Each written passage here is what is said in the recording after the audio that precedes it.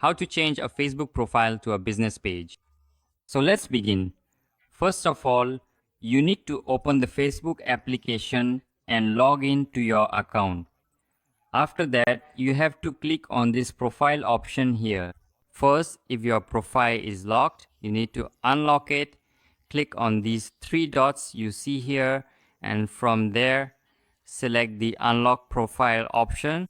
Then choose this option here and click on unlock your profile.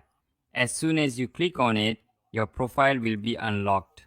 After that, again click on these three dots, and now you'll see that this option here is enabled. Click on it and then click on turn on. In this way, you can change or convert your Facebook profile into a business page. So that was today's video. I hope you liked the video. If you did, please like this video, subscribe to our channel, and don't forget to press the bell icon.